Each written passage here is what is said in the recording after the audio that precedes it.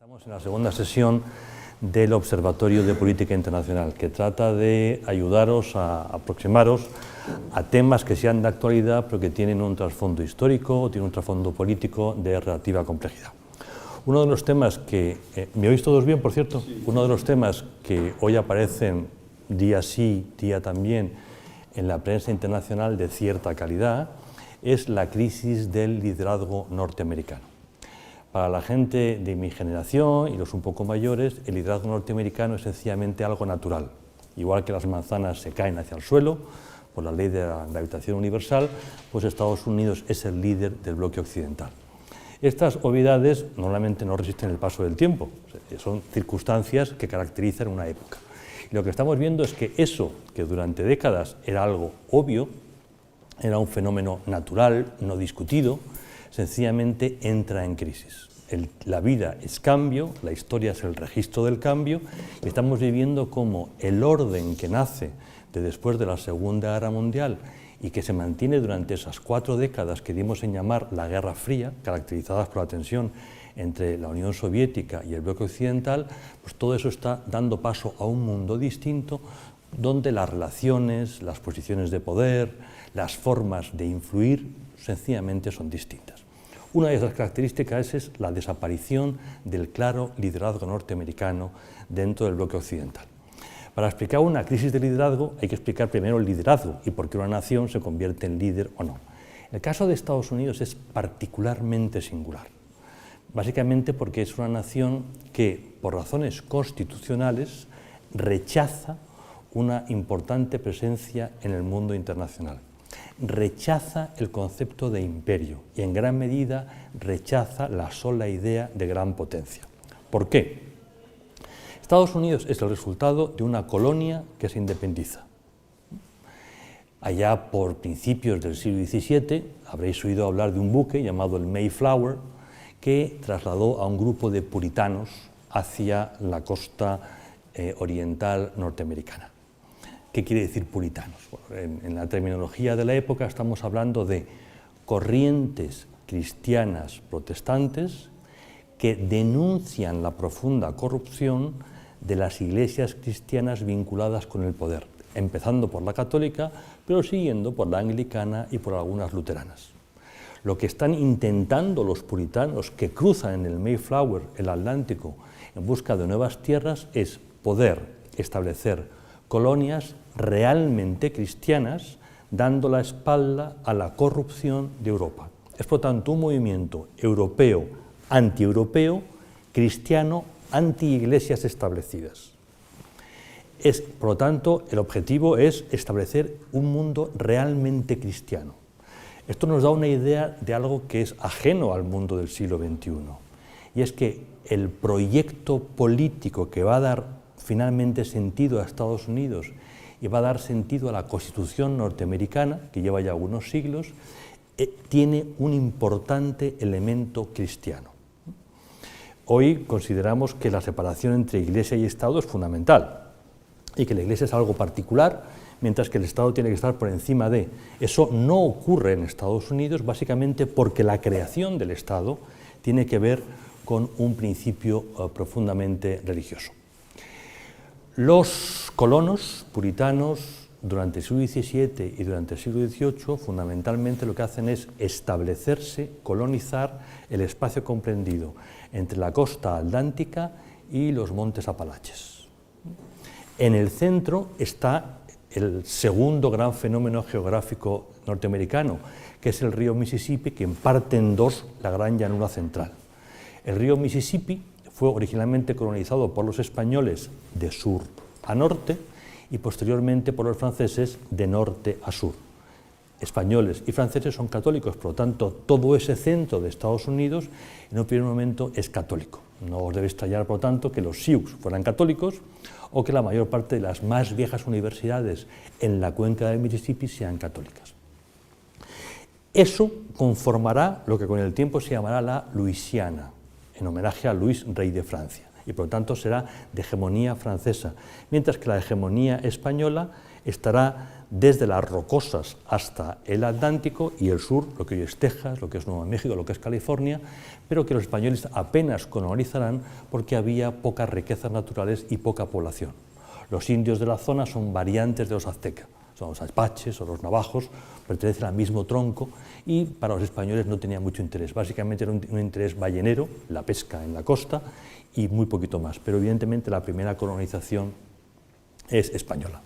Es, por lo tanto, un mundo ajeno a Europa y un mundo que no quiere verse involucrado con los asuntos europeos. Pasa el tiempo, pasa el siglo XVII, entramos en el siglo XVIII y finalmente se produce el proceso político que va a desembocar en la independencia de Estados Unidos, que tiene que ver con la aplicación desigual de la ley británica, de la common law, sobre los colonos. A los colonos no se les trata igual que a ciudadanos británicos normales y corrientes. No es momento ahora de explicar la revolución de los Estados Unidos, aunque es un tema absolutamente fascinante. El hecho es que durante el siglo XVIII se produce un estallido que va a dar paso a la Constitución de Estados Unidos unos pocos años antes que la Constitución francesa, ambas a fines del siglo XVIII. Con la creación del nuevo Estado de Estados Unidos, los nuevos norteamericanos tienen que plantearse cuál es su papel en el mundo. Y para ello pesa mucho la herencia tanto de la ley británica como de la experiencia puritana, pero pesan también los intereses. Cómo defender los intereses norteamericanos en el mundo. Estados Unidos, por una parte, quiere ser modelo de una nación auténticamente cristiana. Para ellos esto es lo mismo que decir una nación auténticamente democrática. Hay un vínculo estricto entre cristianismo y democracia. Recordar que la democracia, tal como la entendemos nosotros, se fundamenta en un determinado concepto de dignidad humana. Ese concepto es judío, está en el libro del Génesis. Y el hombre hizo a Dios a su imagen y semejanza. Por lo tanto, cada hombre es una proyección de Dios y por lo tanto cada hombre tiene un conjunto de valores, un conjunto de, digamos, circunstancias que le dotan de dignidad. Este es un fenómeno cultural único, solo existe en el mundo judío y en las religiones derivadas del mundo judío. En el resto de las culturas el hombre es parte de un grupo y por lo tanto lo que prima es el grupo, es el espíritu comunitario. Si hoy intentáis entender por qué China es como es y Estados Unidos es como es, lo primero que tenéis que entender es que el concepto de dignidad es totalmente distinto. Eso es un fenómeno cultural que se refleja en la ley y que se refleja en los comportamientos políticos y en los comportamientos sociales. Bien. La democracia norteamericana, el proyecto de sociedad auténticamente cristiana norteamericana, tiene que debatir cuál es su papel en el mundo. Y aquí nos encontramos con un debate que tiene enorme actualidad y al que le queda mucho tiempo, que es el debate entre dos de las figuras fundacionales de Estados Unidos, Jefferson y Hamilton, que lo que hacen es recoger la herencia y recoger el análisis sobre los intereses, pero llegando a conclusiones distintas. Conclusiones que siguen manteniendo desde entonces hasta hoy el debate de política exterior norteamericana. Para uno, Estados Unidos debe ser el modelo que salve al planeta Tierra de sí mismo. Y aquí recogemos, creo que lo comenté también en la primera conferencia que os di, un hecho que ya no es literalmente Antiguo Testamento, sino que es Nuevo Testamento, es Mateo 5, Bienaventuranzas. Jesús está sobre el lago Tiberíades y comunica lo que se dio en llamar las bienaventuranzas. Algunos podían pensar que eso era una revisión del mandato de los 10 mandamientos que Yahvé da a Moisés y Moisés traslada al pueblo judío. Jesús inmediatamente dice, no, cuidado, esto no tiene nada que ver con rectificar la ley, no he venido a cambiar una sola coma. De lo que se trata es, uno, de no confundir lo formal con lo real, es decir, no vivir el judaísmo como un formalismo, sino como una vivencia auténtica, uno, y dos, que es lo que nos interesa, dar ejemplo al mundo. El cristiano debe dar ejemplo al mundo para que el mundo siga al cristianismo, para que el mundo siga la verdad. En esta lógica trasladado de la teología a la política, es la imagen que da Jesús de la ciudad en la montaña. Los cristianos deben ser como la ciudad sobre la montaña que todos ven y todos siguen, el faro, para entendernos. Bien, para un sector de la política norteamericana, la democracia norteamericana es el modelo, es el faro para llegar a un mundo libre, a un mundo de justicia, a un mundo donde se respeta la dignidad. Por lo tanto, tiene que ser visible. Estados Unidos no puede esconderse en un continente alejado, no puede esconderse entre dos mares y disfrutando de sus bosques y de su formidable naturaleza, sino que debe implicarse en el mundo y presentarse como modelo.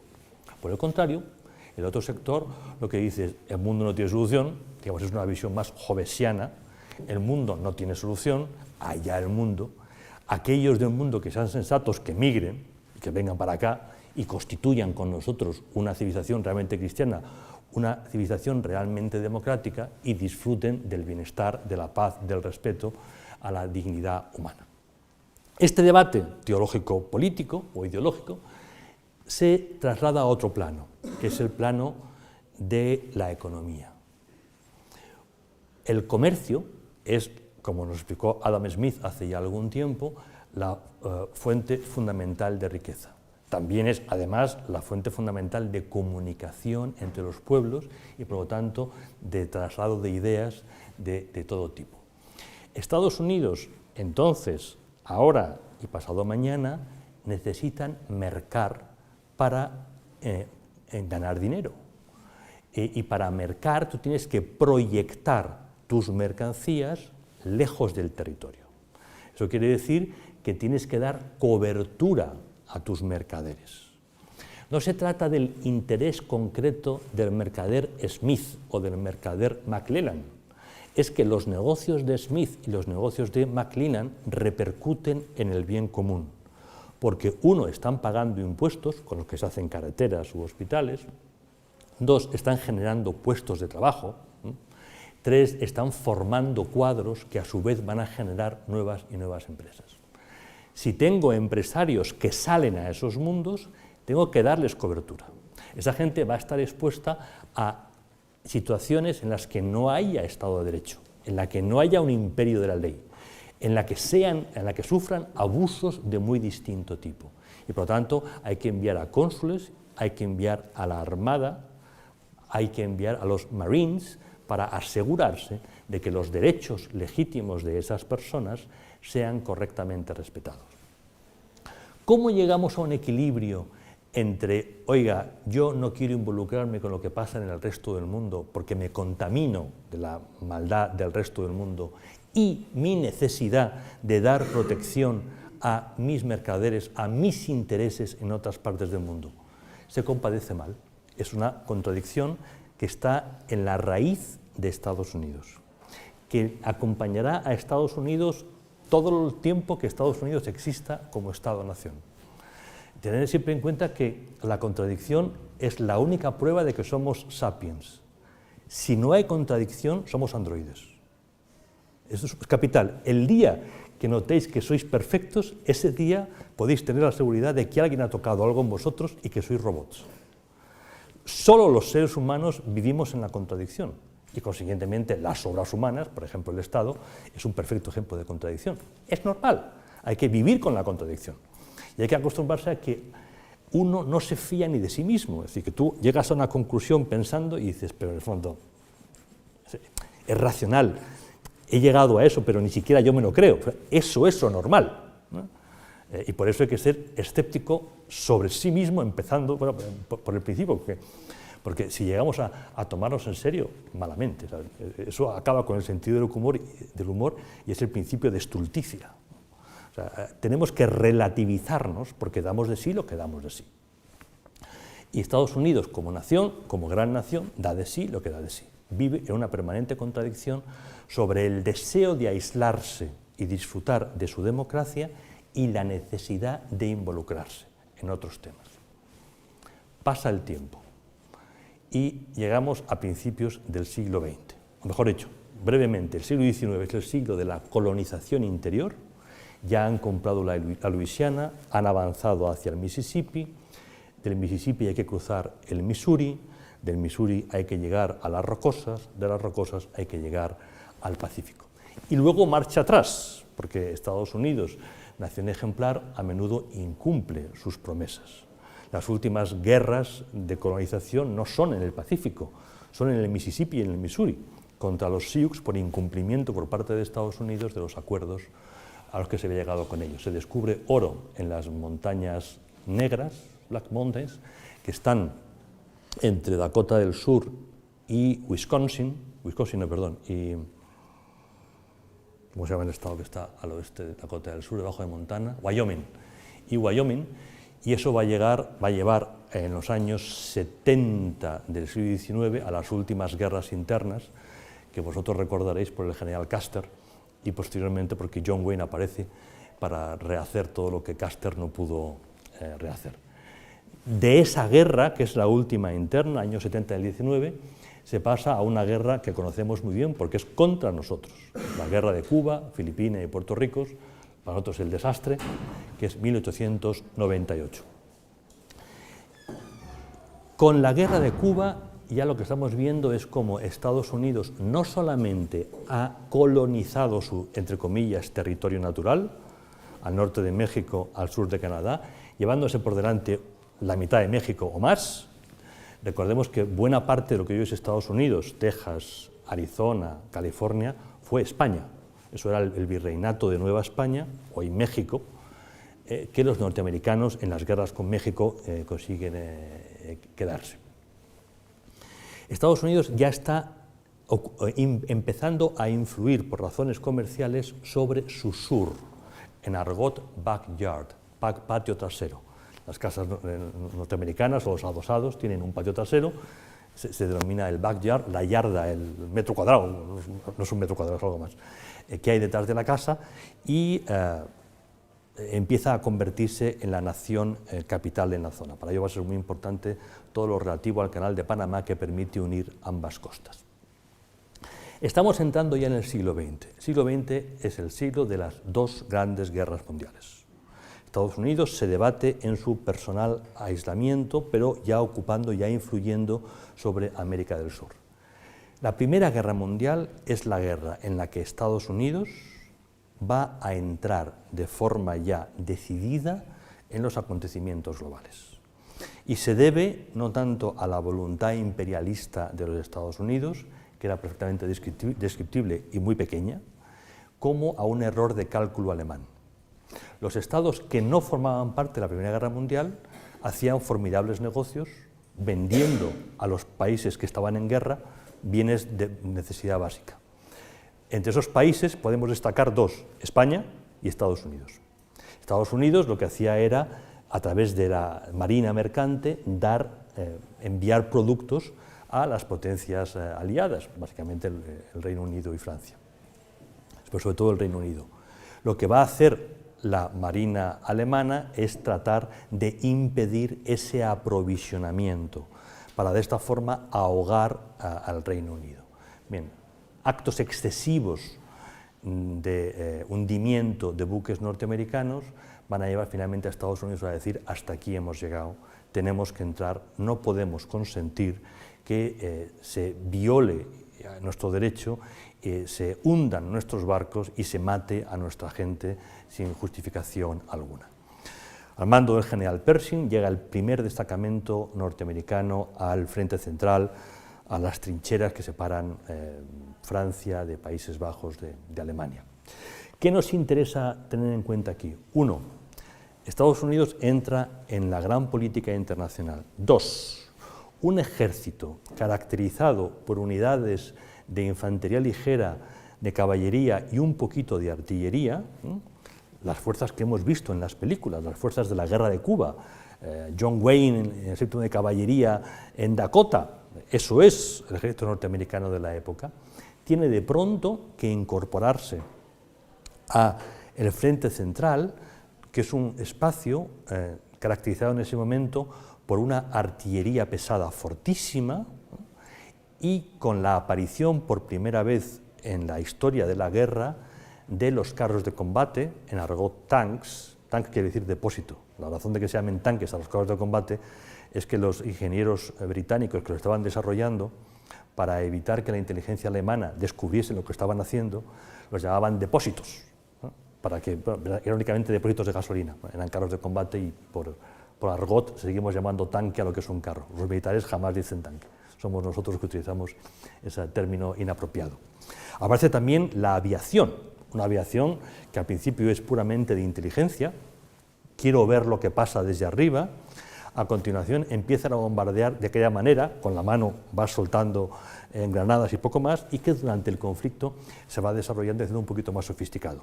Ni el carro del combate ni la aviación van a ser fundamentales en la Primera Guerra, pero van a ser determinantes en la Segunda Guerra Mundial. Lo que estamos viendo es que los de caballería, es decir, que iban a caballo poco antes en Estados Unidos, de pronto se encuentran en el frente central viendo un tipo de guerra que no habían visto en la vida, ¿no? Y adaptándose deprisa y corriendo a ello. Los capitanes que van a estar en Europa en 1917-18 son los tenientes generales que van a dirigir las fuerzas norteamericanas durante la Segunda Guerra Mundial. Son los MacArthur, son los Eisenhower, son los Marshall, son todos los nombres clásicos de la Segunda Guerra Mundial, eran capitanes en la Primera Guerra Mundial, fueron seleccionados por ser los mejores alumnos de West Point y se hicieron como militares precisamente durante esta terrible experiencia. Al acabar la Primera Guerra Mundial, Estados Unidos evidentemente se repliega. Son los años durísimos de la Gran Depresión, después de la crisis financiera, y todo ello va a llevar a la Segunda Guerra Mundial. Una guerra en la que Estados Unidos, en principio, como ocurrió con la primera, no quieren entrar, pero que se ven obligados después del ataque japonés en la bahía de la Perla, en Pearl Harbor, en Hawái. ¿Qué va a pasar a partir de aquí? A partir de aquí, los norteamericanos tensan su propio debate sobre cuál es el papel de Estados Unidos en el mundo. Empiezan a reconsiderar la idea de que si tengo intereses globales, tengo que tener una presencia militar global. Si tengo una presencia militar global, debo tener una presencia diplomática global para poder influir y a tiempo evitar problemas. Si después de haber combatido en la Primera Guerra Mundial estalla la Segunda Guerra Mundial, la respuesta es algo hemos hecho mal, porque la Segunda Guerra Mundial no es más que reabrir la Primera. Es la fase 2, la versión 2.0 de la Primera Guerra Mundial, que es en el fondo la gran guerra civil europea que acaba definitivamente con Europa. O sea, la Europa de la Ilustración acaba con la Segunda Guerra Mundial y acaba, por lo tanto, la hegemonía europea en el mundo y en gran medida la hegemonía occidental. ¿A qué ideas llegan cuando revisan lo hecho? Llegan a la idea de que quizá Estados Unidos tenía que verse involucrado mucho más en la Sociedad de Naciones, el antecedente de Naciones Unidas. Quizá Estados Unidos tenía que haber actuado previamente para impedir la hegemonía alemana, es decir, sucesos como la toma de los Sudetes checos, haber disuadido a la Alemania nazi antes de desatar la Segunda Guerra Mundial. En cualquier caso, la Segunda Guerra Mundial es la gran guerra para Estados Unidos, que supone una enorme movilización, pérdida de muchísimas vidas humanas, todo un trastorno básico para la mentalidad norteamericana, que va a llevar, nada más acabar la Guerra Mundial, a decidir cuál debe ser el papel de Estados Unidos en el mundo a la altura del año 46-47. Voy a saltarme todo ese debate y vamos a ir únicamente a las conclusiones finales. No es que no quiera contaros el debate, es que el debate en sí requeriría mucho tiempo y no es momento. Lo fundamental que tenemos que entender es que, uno, Estados Unidos, a la altura de 1947, ha acabado la Segunda Guerra Mundial, se ve a sí mismo como la primera potencia occidental. En el mundo hay distintas culturas, distintas áreas. El bloque occidental, Europa, Latinoamérica, Norteamérica, tiene como líder natural, por extensión, demografía, recursos económicos, capacidad de liderazgo, a Estados Unidos.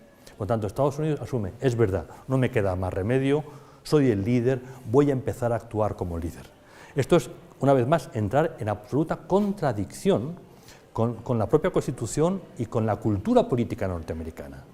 Y así lo viven. Y esa contradicción está latente hasta hoy. O sea, no entendemos a Obama sin entender esta contradicción.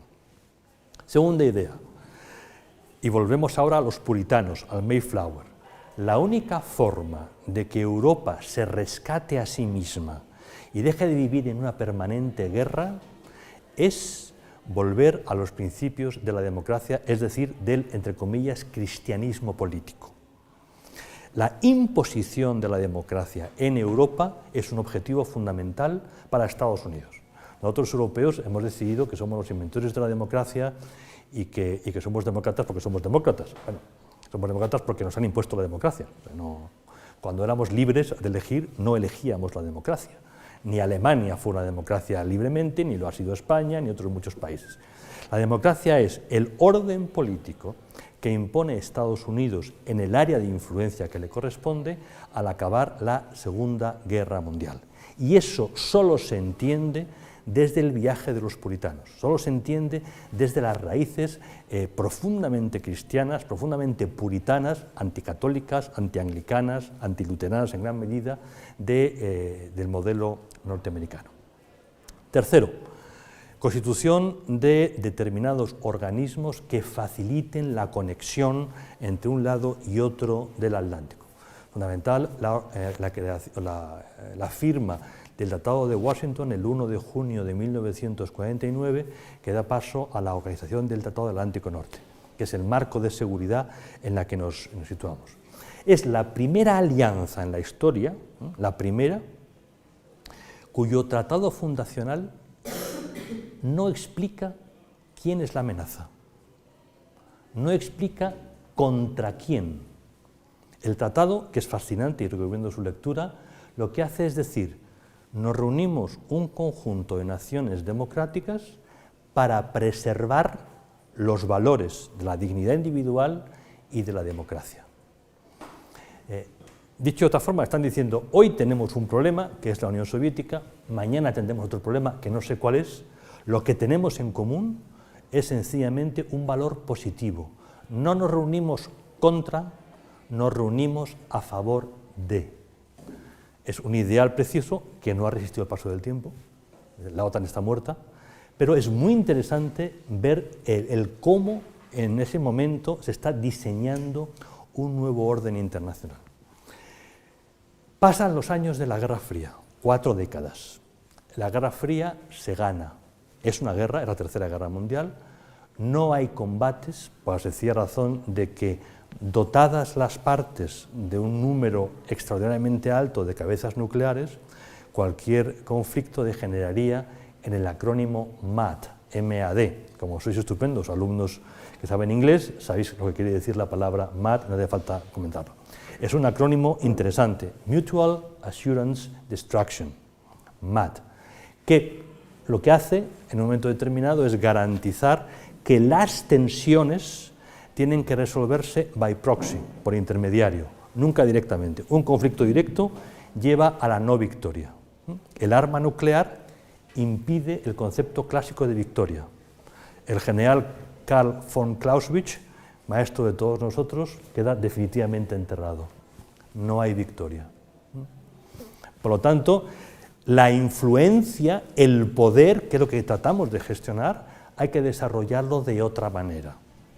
Y el by proxy es una aproximación fundamental, a través de intermediarios manejando esferas de influencia aquí o allá. Lo fundamental que nos toca ahora tener en cuenta es que la amenaza soviética es percibida de tal manera, con tal claridad por los europeos, que eso dota de cohesión a la Alianza Atlántica desde 1949 hasta el 2001, hasta los atentados de noviembre en Estados Unidos. Es una época donde está muy clara la hegemonía de Estados Unidos. Es el país que sale fuerte de la guerra. Es el país cuyos recursos permiten la reconstrucción de Europa. Es el país que ampara el proceso de integración europea, ampara y anima. Es el país que dice, adelante, Europa necesita unirse por razones políticas, pero sobre todo comerciales. Un mercado grande puede generar más riqueza que un mercado chico, y el bienestar, la paz social, requiere mercados grandes. Europa se reconstruye sobre dos amenazas. Uno, el nacionalismo. Dos, la lucha de clases. ¿Cómo se supera el nacionalismo? Integración europea, vinculando intereses franceses y alemanes, hasta el punto de que no se puedan separar. ¿Cómo se supera la lucha de clases? Mediante el welfare state, mediante el estado de bienestar. El Estado asume las competencias básicas que garantizan el bienestar de la gente. Para que el Estado pueda tener todos los ingresos necesarios, pueda adquirir los ingresos necesarios para mantener un carísimo estado de bienestar, hace falta una economía muy dinámica. Y para que haya una economía muy dinámica tiene que haber un mercado ágil. Por lo tanto, Estados Unidos se cuidará muy mucho de que Europa funcione.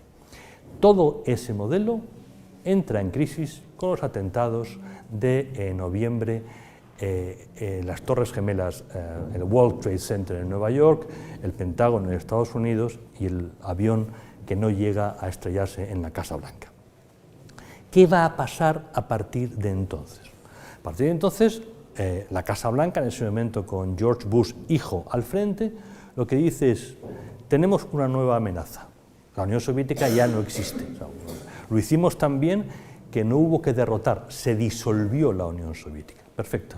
Esa amenaza no existe. Tenemos otra amenaza, que es una amenaza estratégica. Estratégica quiere decir vital, en términos militares, vital. Y por lo tanto, tenemos que utilizar lo que hemos heredado de la Guerra Fría, es decir, la red atlántica, para, diseñando una nueva estrategia, golpear y aniquilar esa amenaza.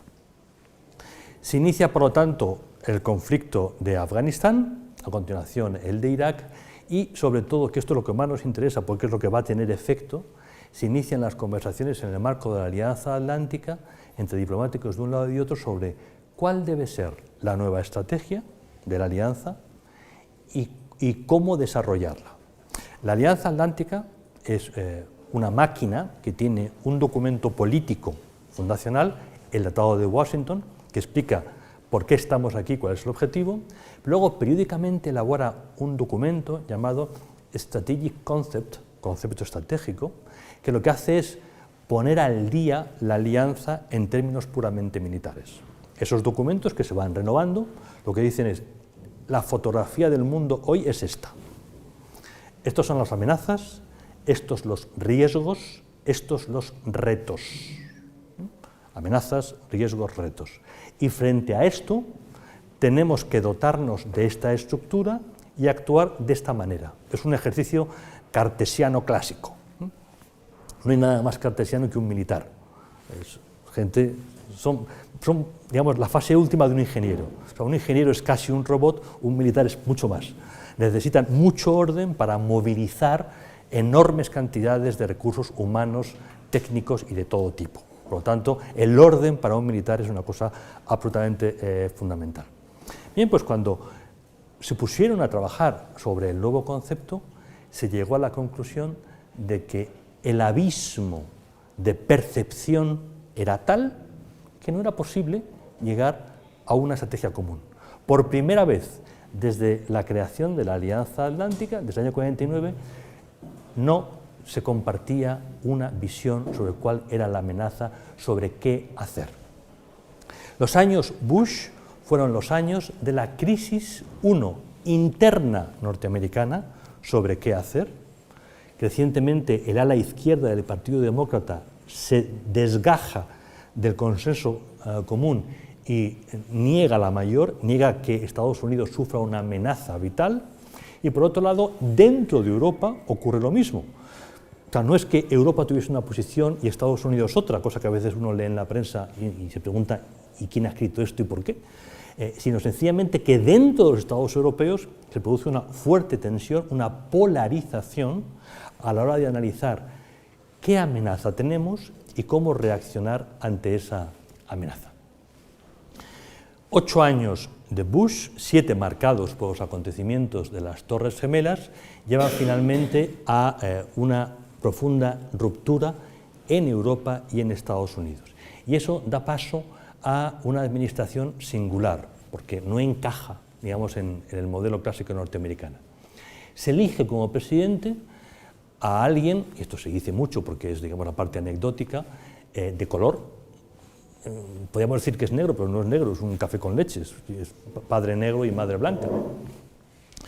Pero vamos, no es un WASP clásico, no es un blanco clásico, cosa que, insisto, digamos, en términos de comunicaciones es una cosa muy relevante, parece que es muy importante, no es tan importante. Lo fundamental es que era un señor que nunca había gestionado nada, nunca había tenido responsabilidades de dirigir nada, que acababa de ser elegido senador por el estado de Illinois, gracias a una sorprendente alianza, sorprendente desde aquí, desde Chicago en absoluto, entre el lobby judío y el lobby negro.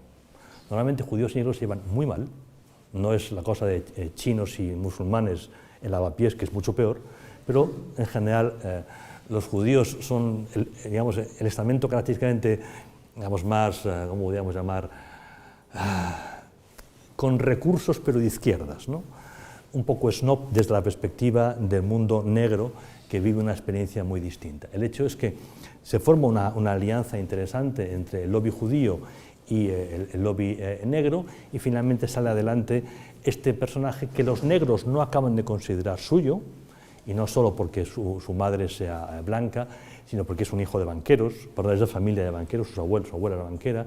Él ha estudiado en 2 universidades de élite, Columbia y Harvard, tiene 2 carreras, Relaciones Internacionales por Columbia y Derecho por Harvard, por tanto no es el perfil clásico de un candidato negro por Chicago. Pero el hecho es que llega y en el poco tiempo en el que actúa de senador destaca por votar más a la izquierda que casi nadie. Solamente había otros 2 senadores, uno por Massachusetts y otro por West Virginia, que votaban tan a la izquierda como él. El hecho es que Obama tiene una característica enormemente admirable y reconocible en democracia, que es un orador electoral brillante, absolutamente brillante. O sea, en directo, en campaña, es brillante. Todo lo nulo que es para gestionar, o todo lo incoherente que es como político, en campaña es brillante. Y en un momento de profunda división de la sociedad norteamericana, supo canalizar muy bien, estaba muy asesorado, cuál era el mensaje que la gente quería oír. Y aquí hacemos un paréntesis básico para entender lo que es la política en democracia. De nuevo, la política en democracia tiene muy poquito que ver con la razón clásica. La gente básicamente se mueve por los sentimientos, no por la razón. Por eso hacemos las tonterías que hacemos constantemente. Y cuando la gente está en tensión es más vulnerable que nunca. Sencillamente Obama lo que vino a decir es: sí, nosotros podemos evitar todas estas guerras, todos estos líos en los que la administración Bush nos ha metido. Dicho de otra forma, se etiqueta a Bush como un rarito que hace cosas extrañas, y Obama lo que hace es representar el common sense norteamericano de nosotros sí podemos. Volvemos a Jefferson, volvemos al sueño del aislamiento. Después de la Primera Guerra Mundial, después de la Segunda Guerra Mundial, después de los atentados de las Torres Gemelas, sí nosotros podemos volver a aislarnos del mundo. Sí nosotros podemos volver a recoger el discurso puritano. Obama hace uso y abuso de terminología cristiana en sus discursos. De hecho, demasiado a menudo parece un pastor protestante, un pastor evangélico hablando. No es casual, porque lo que está haciendo es activar la base, el estrato puritano que está en la base del suelo constitucional norteamericano. ¿Qué ha hecho Obama? Ya vamos acabando, para que luego podáis hacer cuantas preguntas queráis. ¿Qué ha hecho Obama fundamentalmente que nos ha llevado a lo que hoy nos ocupa? La idea de si nosotros podemos retirarnos es una idea que en términos políticos puede ser muy rentable, pero llevarlo a cabo en política internacional es otra historia. Obama comunicó la fecha en que las tropas norteamericanas se retirarían de Afganistán. Eso provocó una crisis inmediata con broncas y de qué tamaño con los generales que estaban al mando de las operaciones, fundamentalmente con el número uno de los mejores generales que ha tenido Estados Unidos en los últimos 30 años, el general McChrystal. McChrystal enfurece, filtra al Washington Post documentos internos y básicamente lo que pone en evidencia es hasta qué punto la gente del National Security Council está actuando con frivolidad. Es decir, están tomando decisiones no sobre las características del teatro de operaciones, sino sobre prejuicios políticos en Washington. Tú eres muy libre de ir a una guerra, si decides ir, si no, cosa que cuando te la hacen, ¿no? Pero si decides ir, no puedes bajarte de ella cuando quieres. Tendrás que bajarte cuando, 1, venzas, 2, seas derrotado. Pero el cuando quieres, esto no es como un viaje en autobús, me paro en la tercera o me bajo en la cuarta, no es exactamente así. La comunicación por parte de la Casa Blanca de la fecha de retirada supuso la victoria para las fuerzas talibán en Afganistán. Hemos sido derrotados en Afganistán por desistimiento, que es una nueva forma de derrota típicamente posmoderna. Me aburro, me voy, encantado de saludarte, ya no aguanto más. Esto no se hacía antes. Desde luego, en los días de Clausewitz no estaba de moda el desistimiento, pero el mundo es cambiante y la cultura posmoderna tiene estas cosas, ¿no? Igual voy a apagar el juego, voy a apagar la Game Boy, pues me voy a Afganistán, es más o menos lo mismo. Eso, además de suponer la derrota frente a las fuerzas talibán, la derrota de la Alianza Atlántica, todo tecnología, frente a las fuerzas talibán, Kalashnikov de tercera mano y bombas de suelo, hechas artesanalmente, lo que suponía es que Estados Unidos ya no era fiable como aliado. Es decir, los mismos aliados que no querían complicarse demasiado la vida persiguiendo a los islamistas, lo que se dan cuenta es, bueno, yo soy un parásito que llevo de Estados Unidos, el norteamericano con sus impuestos paga mi seguridad, los soldados norteamericanos con su sangre pagan mi seguridad, yo soy una garrapata pegada, y dice, bueno, ya hasta las propias garrapatas, y hasta los españoles, los italianos, nos damos cuenta de que no puedo confiar demasiado en Estados Unidos porque se va a mitad de batalla. Lo mismo ha ocurrido en Irak. En Irak, el presidente Obama decidió que la situación estaba ya suficientemente controlada. Cuando los militares sobre el terreno le decían, no, no, aquí queda todavía un tiempo. La situación evidentemente era muchísimo mejor de lo que es ahora, no había ni mucho menos guerra en Irak, pero había problemas latentes y sobre todo estaba el equilibrio entre los suní y los shia dentro de Irak. Por lo tanto, los mandos militares dijeron, no, hay que ir poco a poco reduciendo nuestra presencia, pero tendremos que estar un tiempo hasta que esto finalmente se estabilice. Obama, por razones políticas, por razones electorales, adelanta la retirada. Eso lleva a los shia a decir, es nuestro momento para acabar con los suní, y los suní lo que hacen es levantarse, solicitar ayuda a Arabia Saudí y a Qatar, que lo que hacen es dotar de medios a Al-Qaeda y al actual Estado Islámico para contener a los shia. El Estado Islámico es una creación de Arabia Saudí, Al-Qaeda es una marca de Qatar, el mismo país que mantiene al Fútbol Club Barcelona, lo cual nos puede ayudar a entender la bondad de esta buena gente, ¿no? En estos momentos Estados Unidos ha tenido que volver a Irak, que es lo peor que te puede ocurrir, porque demuestra que no tienes un plan, que no tienes una visión. En el caso de Siria, el tema fue el uso del armamento químico. Obama dijo, no vamos a entrar en un conflicto civil sirio, pero no aceptaremos, no consentiremos que el gobierno sirio utilice armamento químico. El gobierno sirio utilizó armamento químico y finalmente Obama no actuó.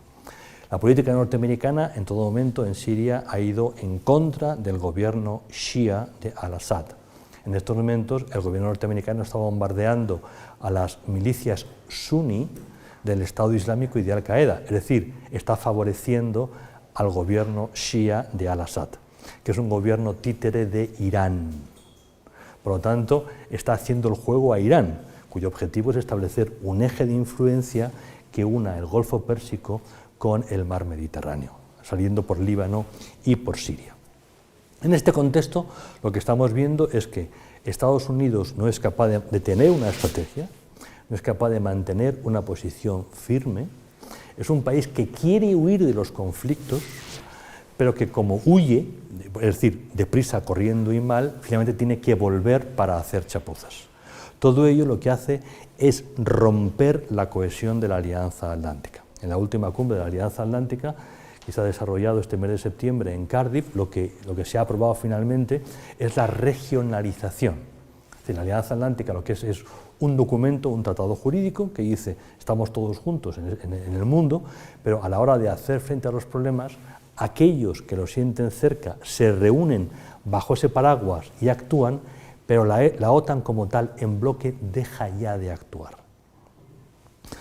Eso tiene mucho que ver con que Estados Unidos ha renunciado a ser el líder de la OTAN y que al mismo tiempo los otros estados han asumido sencillamente que puesto que Estados Unidos no va a ser líder de la OTAN, no confiemos más de lo debido en qué papel pueden llegar a jugar en estos momentos.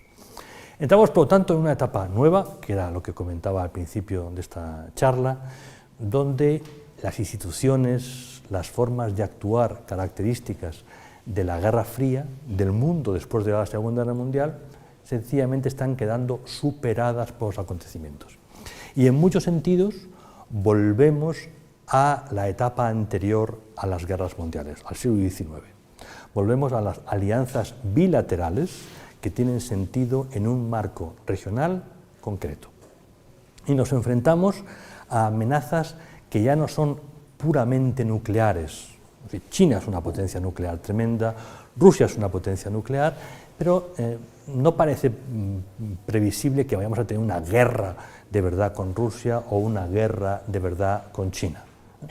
Nadie está interesado en un conflicto de este tipo. Vamos a tener conflictos menores que tienen que ver con la estabilización de determinadas regiones, con el ejercicio de influencia política en determinadas regiones.